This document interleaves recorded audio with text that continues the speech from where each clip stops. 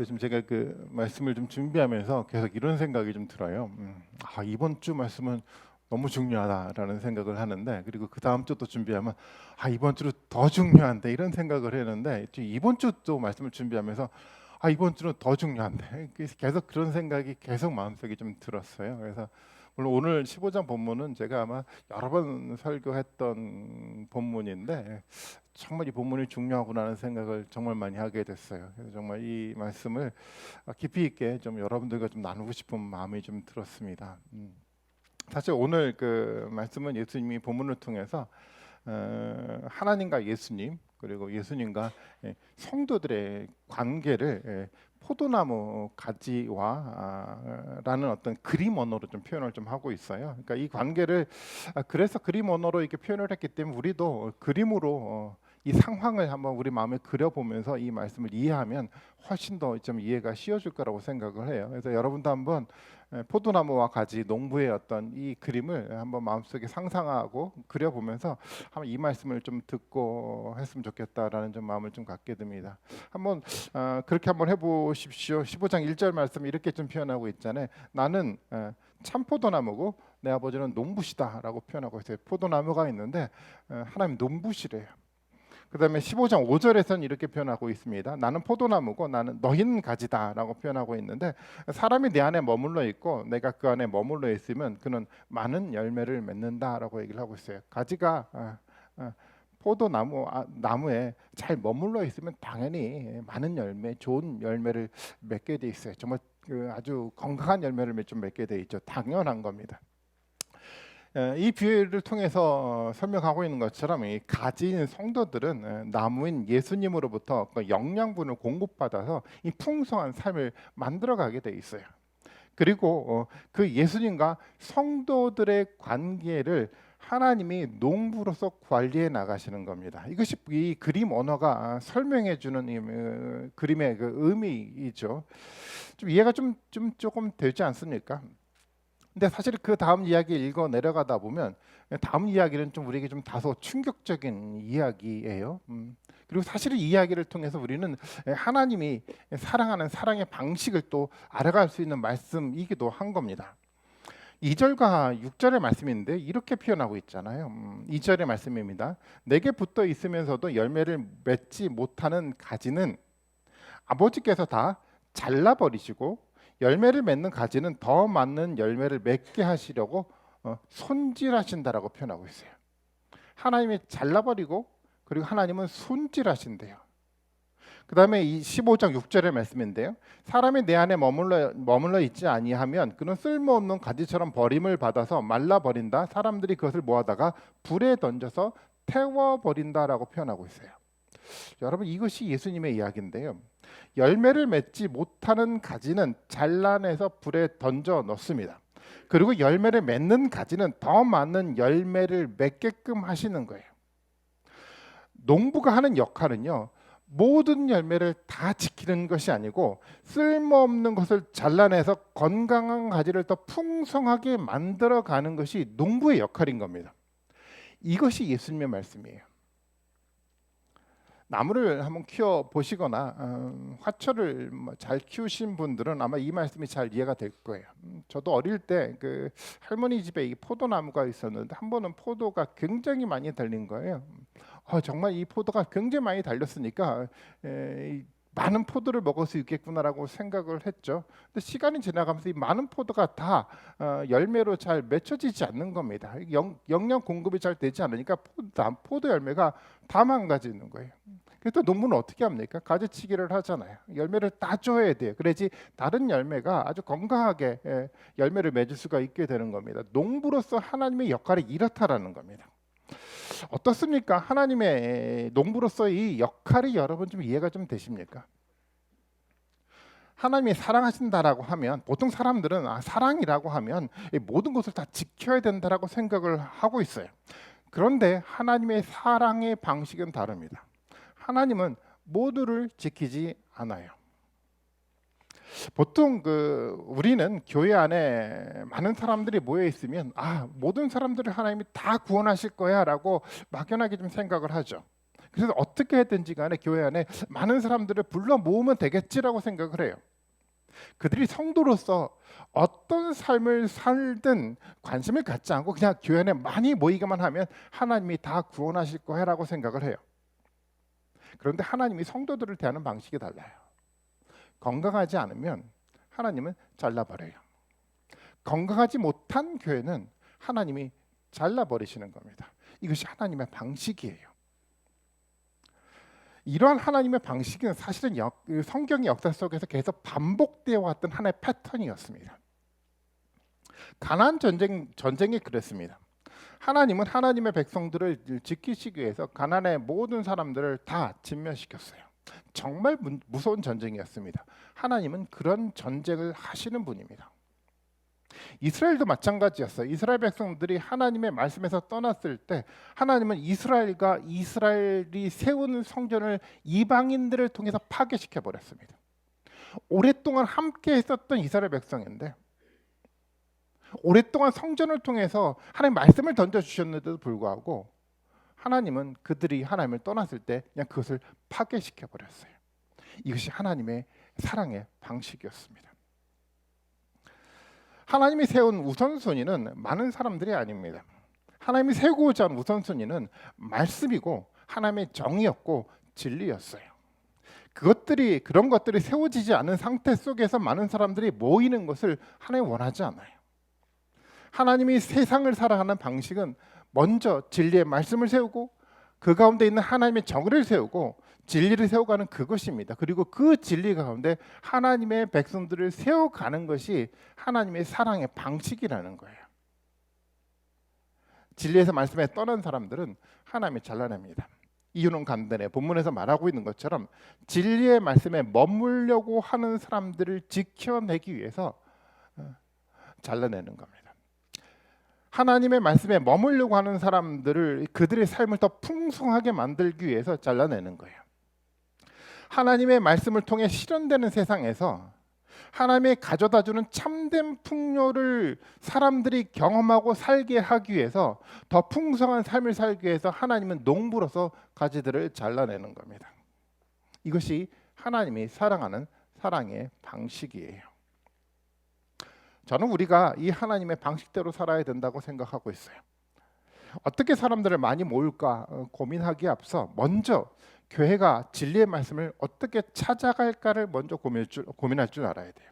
그리고 그 하나님의 그 말씀을 우리의 삶에 어떻게 실제적으로 세워가야 될지에 대해서 먼저 고민할 줄 알아야 돼요. 그런 고민을 하는 사람들을 풍성하게 하기 위해서 하나님은 지금도 농부로서 역할을 하고 있다는 겁니다.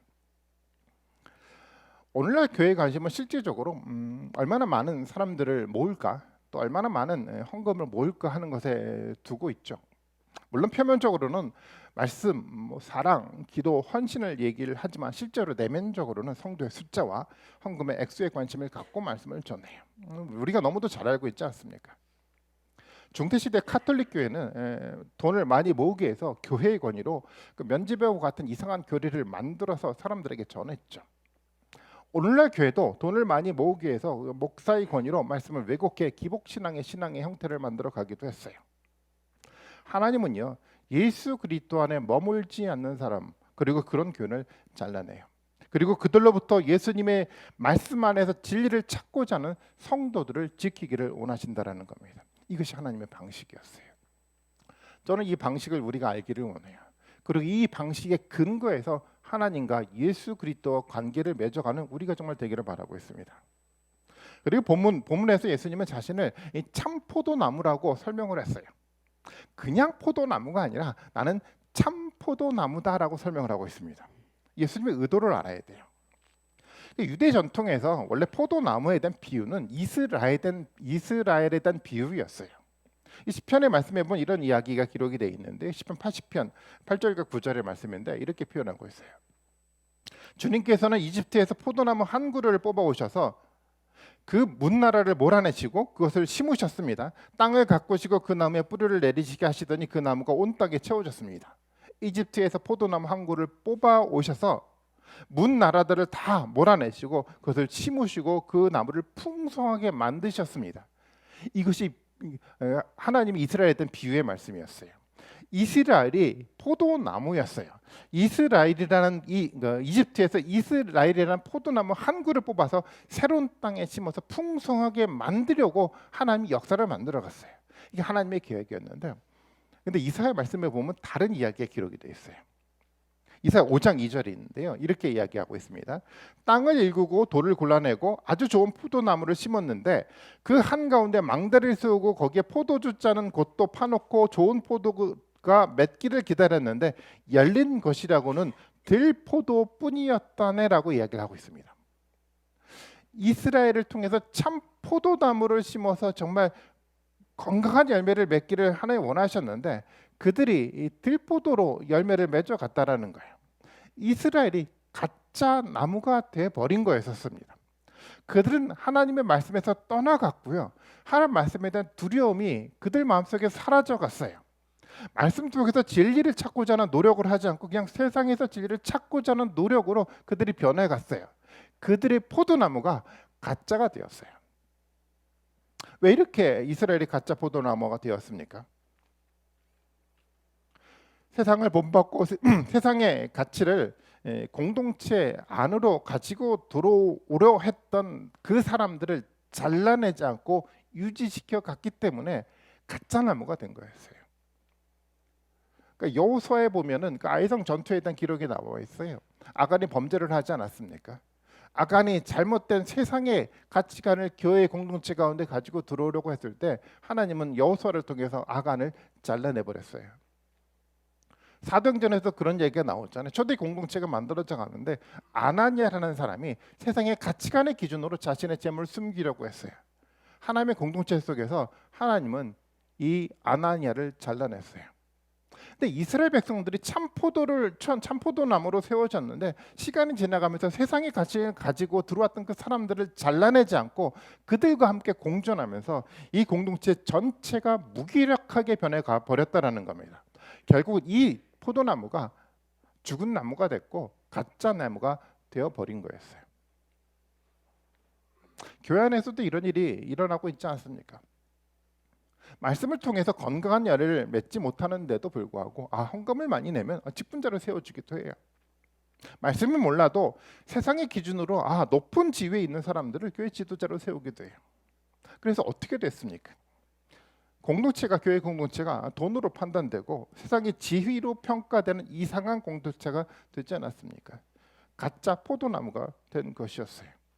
이것에 대해서 예수님은 자신은 참 포도나무다라고 선언을 하는 거였어요. 왜곡되지 않은 하나님의 말씀 자체이신 분이 바로 예수 그리스도였습니다. 하나님의 마음 그대로를 말씀으로 드러내신 분이 바로 예수 그리스도였어요. 예수님은 가짜가 아니십니다. 진짜였고 진리였습니다. 하늘로 가는 참된 길을 제시하는 분이셨고요. 영원한 생명을 주시는 분이 바로 예수 그리스도였습니다. 우리는 이 참 포도나무 안에 머물러 있어야 되는 겁니다. 그래야지 우리가 건강한 삶을 살 수 있게 돼 있어요. 가짜 나무가 아니고요. 참 포도나무이신 예수 그리스도 안에 머물러 있어야 돼요.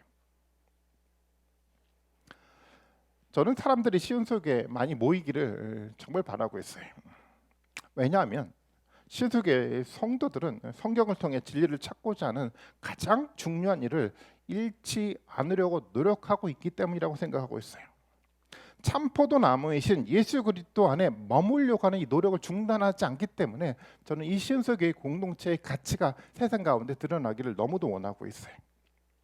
성도님들이 익숙하지 않은 길을 여전히 가고 있어요. 더디지만 중단하지 않고 그 길을 가려고 부단하게 예배하면서 말씀 가운데 살아가려고 노력하고 있지 않습니까? 여러분들이 그렇게 하고 계시잖아요. 정말 참 포도나무 가운데 거류하고는 노력을 하는 정말 이 시온 소개를 통해서 많은 사람들이 참된 진리를 또 진리를 통해서 만들어간 열매를 맺기를 정말 바라고 있습니다. 그렇기 때문에 우리가 더 겸손해져야 돼요. 그래서 우리가 더 예수님 안에 더 머물려고 노력해 나가야 되는 겁니다.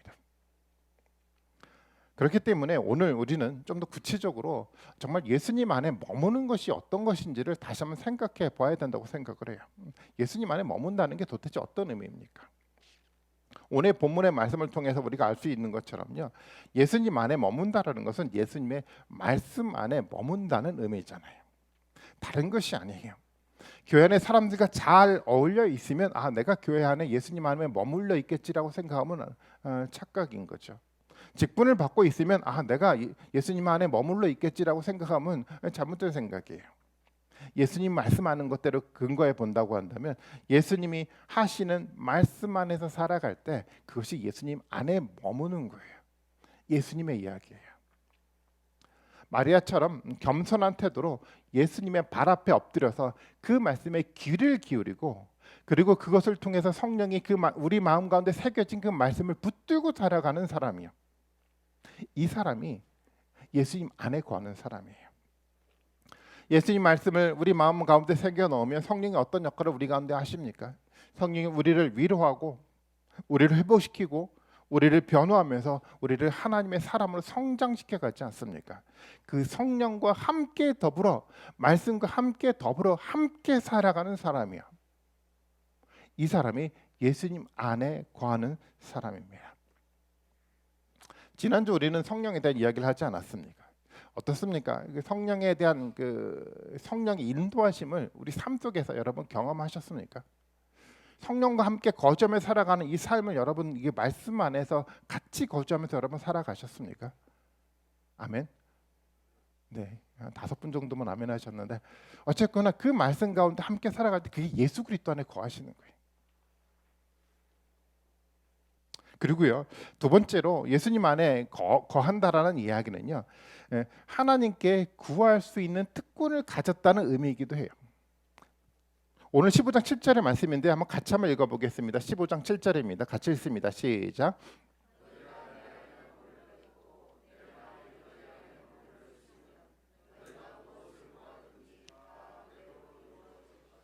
네, 너희가 내 안에 머물러 있고요, 내 말이 너희 안에 머물러 있으면 그러면 너희가 무엇을 구하든지 다 이루어 주겠다라고 약속을 하시는 거잖아요. 이 말씀은 앞서 14장에서도 했던 말씀이었어요. 하나님께 기도할 수 있어요. 예수님 말씀 안에 거하는 사람은요, 하나님께 기도를 드릴 수 있는 특권이 주어지는 겁니다. 이야기는 하나님만 말씀을 통해서 우리에게 이야기하는 것이 아니라 우리도 기도를 통해서 하나님께 말씀을 드릴 수 있다라는 거예요. 영적 대화를 할 수 있게 되었다라는 이야기입니다. 그리고 이 영적 대화에는 결과가 있어요. 하나님이 단순하게 성도들과 대화만 하고 끝나는 것이 아니라 그 대화에 대해 하나님은 응답하시겠다고 약속하시는 거예요. 이루시겠다라고 약속을 하셨잖아요. 하나님 반응을 하세요. 하나님의 뜻이 이 대화를 통해서 우리를 통해서 실현된다라고 하나님이 약속하신 겁니다. 이 대화를 통해서 하나님의 일을 우리 가운데 이루어 주시겠다라고 하나님이 약속하시는 거예요. 예수 그리스도 안에 있을 때 이 역사가 우리 가운데 일어나는 거예요. 예수 그리스도 말씀 안에 거할 때 이 영적 대화를 통해서 하나님의 능력의 역사가 우리 가운데 실현되는 겁니다. 그런데 우리가 여기서 꼭 알아야 될 것이 있는데, 이 영적 대화의 주도권을 하나님께 드려야 돼요. 우리가 갖는 것이 아니라 하나님께 드려야 돼요. 하나님이 하시는 말씀에 귀를 닫고 우리가 하고 싶은 이야기만 쏟아내는 것이 기도가 아니고요, 먼저 하나님의 말씀에 귀를 기울이고 그 말씀을 통해 하나님이 우리에게 주시는 말씀의 주제, 삶의 주제에 대해서 우리가 대화를 이어나가는 것이 기도인 겁니다. 이것이 영적 대화죠. 우리는 지난주 성령에 대한 이야기를 나눴잖아요. 그럼 기도가 되지 않습니까? 성령이 내 가운데 임재해 주셔서 예수 그리스도께서 하셨던 말씀을 떠올리게 해달라고 기도하게 되잖아요. 그럼 어떻습니까? 여러분 기도하면 마음속에 떠오르게 돼 있어요. 떠오르면 또 이런 생각이 들지 않습니까? 이 떠오른 말씀을 통해서 하나님 나에게 어떤 위로를, 어떤 회복을 주시는지 또 하나님께 기도하게 되지 않습니까? 나를 위로해 주십시오. 나를 회복시켜 주십시오. 기도하다 보면 또 하나님 보여주세요. 나를 위로해 주는 것들을 보여준다라는 겁니다. 명제를 통해서 많은 사람들을 만나게 되는데 그 속에서 하나님의 위로자로 보내주신 분을 여러분 혹시 만나지 않으셨어요? 기도하다 보면 하나님을 보여주세요. 그리고 또 어떤 것도 보여주냐면은 어느 순간인가 내가 위로를 받는 사람이 아니라 또 내가 어떤 사람에게 위로가 되어주는 사람이 되어야겠구나라는 마음도 우리 가운데 들게 되지 않습니까? 성령을 통해서 하나님 나를 위로해 줬던 것처럼 이제는 성령을 통해서 내가 누군가의 위로자가 되어주겠다는 생각을 또 하나님 우리에게 주시지 않습니까? 그러고 보면 또 보여요. 명절 때만 되면 우리 그 사랑하는 아내가 최선을 다해서 음식을 하잖아요.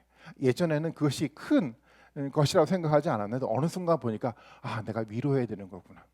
아내에게 정말 수고했어. 그 위로의 말이 건네지지 않습니까?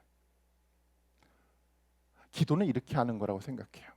우리에게 던져졌던 어떤 말씀의 주제가 있다고 한다면 그 주제를 가지고 하나님께 끊임없이 기도할 때 우리는 계속해서 하나님 우리에게 어떤 메시지를 계속해서 들려줘요. 그리고 하나님 우리가 어떻게 살아가야 될지에 대한 길을 우리에게 제시해 주게 되는 겁니다. 그것이 영적 기도죠. 사람들은 가끔 의미 없는 대화를 하게 돼요. 그런 것을 좀 가끔 보게 될 때가 있어요. 서로 자기 말만 쏟아내는 그런 대화 있잖아요. 서로의 마음을 읽지도 못하고 그냥 자기 말만 그냥 쏟아내고 그냥 시원해하고 대화를 마치는 사람들이 있어요. 상대를 앞에 두고 그냥 독백을 하는 겁니다. 사람들 앞에서 이런 독백의 대화를 여러분 해본 적 있지 않으십니까?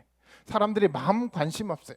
사람들이 뭔 얘기를 하는지 관심이 없어요. 그냥 내가 하고 싶은 이야기를 막 쏟아부는 이런 대화를 여러분 해보셨습니까?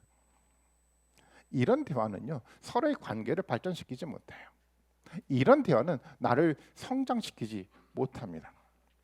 하나님과 그런 대화를 하는 것은 사실 의미가 없어요. 먼저 하나님이 우리에게 말씀하시도록 기다릴 줄 알아야 됩니다. 그리고 하나님 하시는 그 말씀에 따라 우리의 마음을 기도로 하나님께 드릴 수 있어야 돼요. 이것이 영적 기도인 겁니다. 그래서 우리가 말씀을 묵상하는 거예요.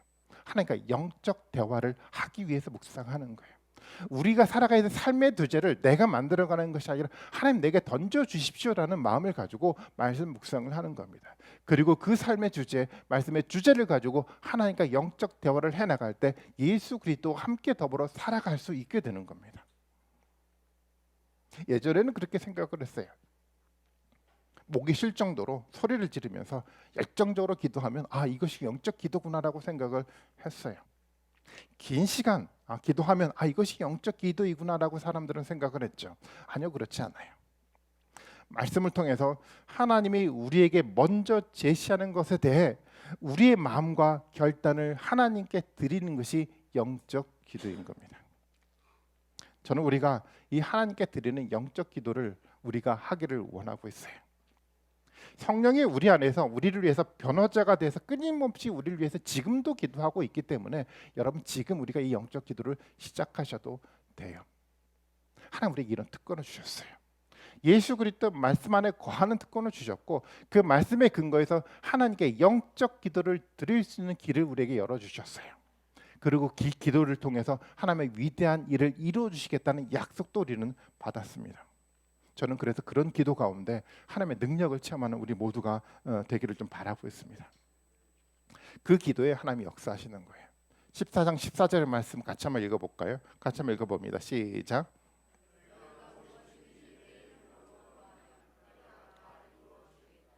여러분 믿으십니까? 하나님 다 이루어 주시겠다고 해요. 내 이름으로 구하면요. 하나님과 영적 대화를 통해서 하나님의 나라의 의 속에서 이 구하는 기도는요 하나님 다 들어 응답 해주시겠다고 약속을 하신 거예요.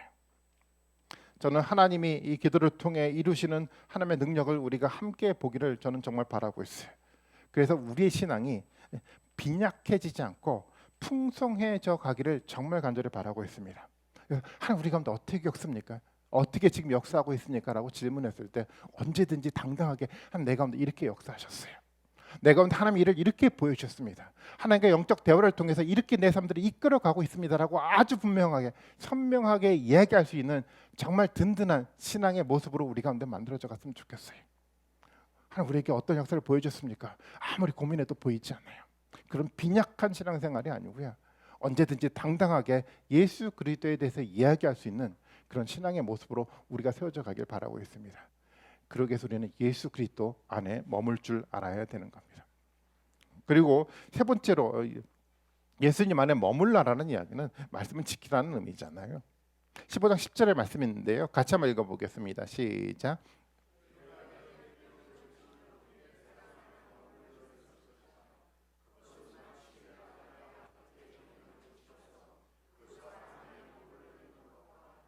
예, 너희가 내 계명을 지키면요.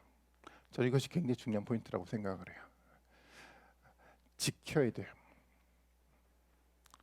말씀을 지켜야 되는 겁니다.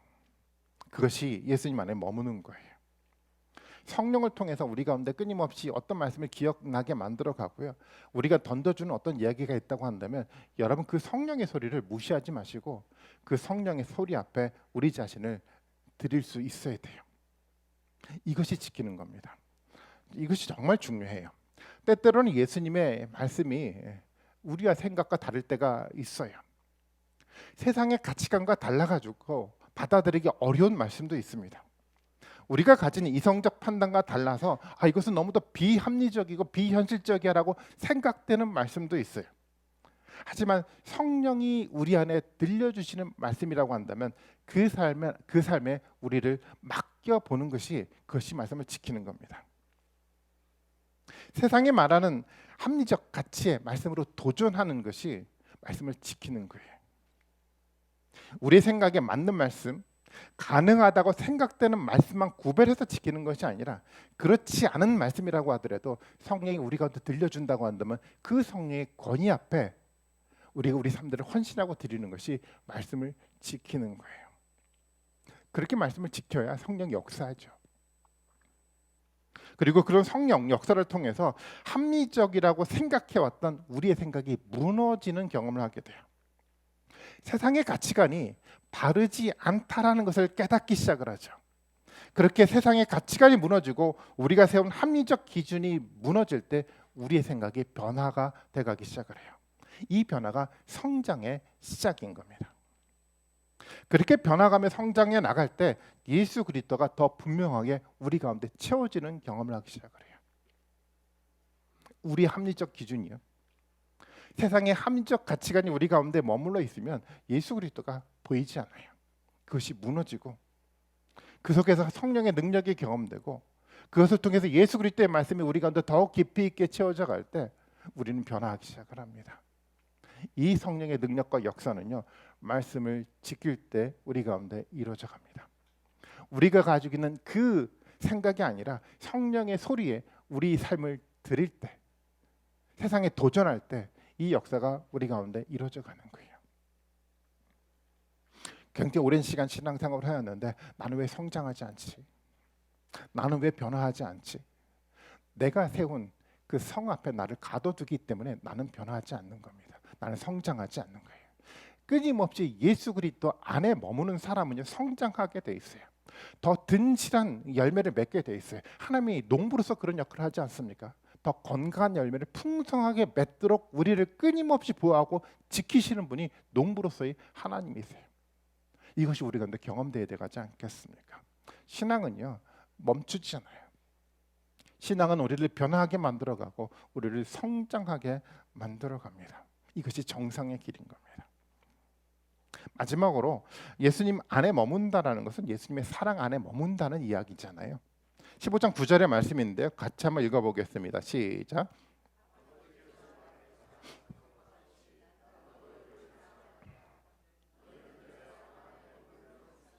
예, 사실 이 말이 계속 반복이 될까요? 15장 요한복음 15장에서 이 머문다라는 말이요, 거한다는 말은 굉장히 중요한 말인데요.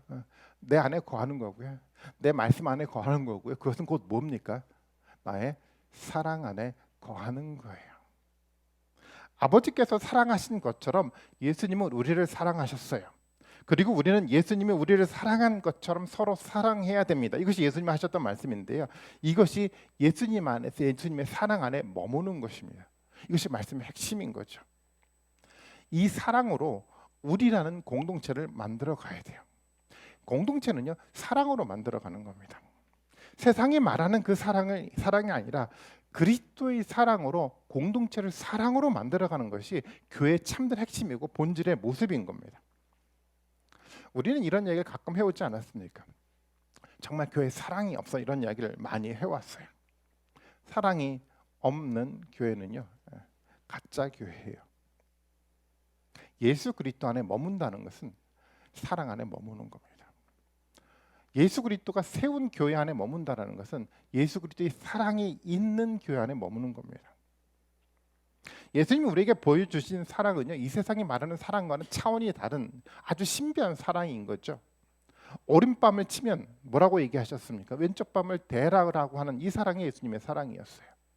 오리만 가자라고 하면 함께 심리를 함께 가주는 것이 예수님의 사랑이셨습니다. 원수를 사랑하고 우리를 박해하는 사람이 있다고 한다면 그들을 위해서 기도하는 것이 예수님이 우리에게 해주셨 사랑의 모습이었어요. 세상이 말하는 사랑과는 차원이 달라요. 아무나 할 수 있는 것도 아닙니다. 예수 그리스도의 사랑을 경험한 사람만이 흉내낼 수 있는 사랑이 이 신비한 사랑인 겁니다.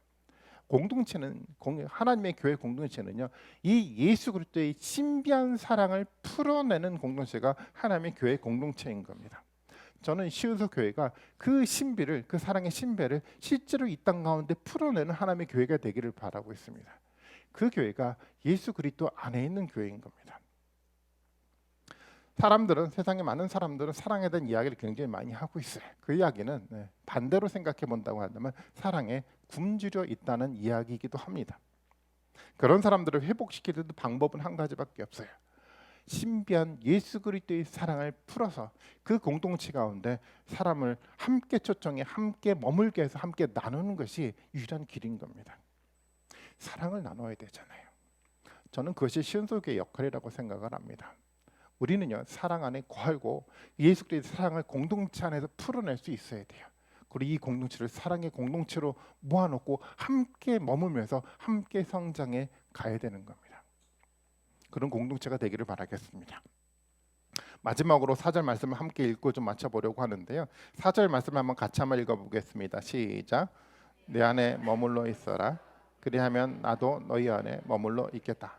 가지가 포도나무에 붙어 있지 않냐면 스스로 열매를 맺을 수 없는 것과 같이 너희도 내 안에 머물러 있지 않냐면 열매를 맺을 수 없다. 사람들은 스스로 열매를 맺을 수 없어요. 근데 사람들은 착각하고 살아가죠. 내가 바르게 사면 얼마든지 열매를 맺을 수 있다라고 사람들은 생각해요. 그렇지 않아요. 사람들은 혼자 열매를 맺어갈 수 없어요. 예수 그리스도 안에 머물러서만 열매를 맺어갈 수 있어요. 또 다른 말로 말한다고 한다면 예수 그리스도가 머리이신 교회 공동체 안에 머물러 있어야 되지만 열매를 맺어갈 수가 있어요. 여러분 그렇지 않을까요? 교회 공동체가 예수 그리스도의 사랑의 신비를 풀어가고 사랑의 공동체로 모아갔을 때 그 공동체 속에서 열매를 맺어갈 수가 있는 거지. 그 공동체를 벗어서 나 혼자 하나님과 독대하면서 열매를 맺어가겠다고 생각하면 그건 착각인 거예요. 우리 스스로 열매를 맺어갈 수가 없어요. 하나님의 공동체를 세우지 않고 나는 혼자 인터넷을 통해서 예배를 하면서 얼마든지 열매를 맺어갈 수 있다라고 생각하는 사람들이 있는데요. 정말 잘못된 생각입니다. 예수님은요, 공동체를 세우셨어요. 교회를 세우시고 그 공동체를 통해서 사랑을 실현하셨어요. 그리고 그 사랑 안에 믿음의 사람들을 두게 돼 있어요. 이것이 예수 그리스도의 방법이었습니다. 그래서 예수님이 교회를 세우신 거죠. 그래서 예수님이 시온소교를 세운 겁니다. 혼자 할 수 있다라고 생각하는 사람들은 대부분 신비주의에 많이 빠지게 돼 있어요. 객관성을 잃어버린 신앙이에요. 말씀을 잃어버린 신앙을 가지고 혼자 만족하는 이상한 신비한 신앙을 가지고 사람들은 살아가게 되더라고요. 공동체 안에 머물 수 있어야 돼요. 혼자서는 가능하지 않아요. 신앙은 예수 그리스도 안에 머무는 겁니다. 신앙은 예수 그리스도가 머리이신 교회의 공동체 안에 머무는 거예요. 예수 그리스도가 세운 공동체 안에 머무시는 여러분들이 되셨으면 좋겠어요. 이것만큼 중요한 것이 없습니다. 저는 이 시온소교회 공동체가 예수 그리스도가 거하는 공동체가 되기를 너무도 바라고 있습니다. 예수 그리스도의 말씀을 통해서 영향을 공급받고 정말 사랑의 신비를 풀어가는 그 하나님의 공동체가 되어가기를 바라고 있어요. 이 공동체가 되어갈 때 사람들은 이 공동체를 통해서 회복을 경험하게 돼 있어요. 아무리 좋은 많은 이야기를 한다고 해서 사람들이 회복되지 않더라고요. 그 말씀이 우리 삶 가운데 사랑으로 실현되는 하나님의 공동체가 되어갔을 때 사람들은 이 속에서 회복을 경험하게 돼 있습니다. 우리에게 남겨진 시간이 그렇게 많지는 않죠. 여러분 남겨진 여러분의 시간에 어떤 가치 있는 일을 여러분 한번 해보시겠습니까? 하나님의 공동체 가운데 하나님의 사랑의 신비를 여러분 풀어보고 싶지 않으십니까? 예수 그리스도 안에 머물면서 예수 그리스도를 통해서 영적 대화를 통해서 만들어져가는 하늘의 신비가 이루어져가는 그 공동체를 여러분 세워가고 싶지 않습니까? 그 공동체를 통해서 나뿐만 아니라 성도들이 함께 새롭게 회복되는 그 회복 역사를 여러분 보고 여러분 경험해보고 싶지 않습니까? 저는 그 일이 우리 가운데 있기를 바라겠습니다. 다른 것을 통해서 아니라 오직 예수 그리스도 안에 머물 때 가능한 겁니다. 예수 그리스도가 길이고요. 예수 그리스도가 진리이고 예수 그리스도만이 우리 가운데 참된 생명을 주실 수 있습니다.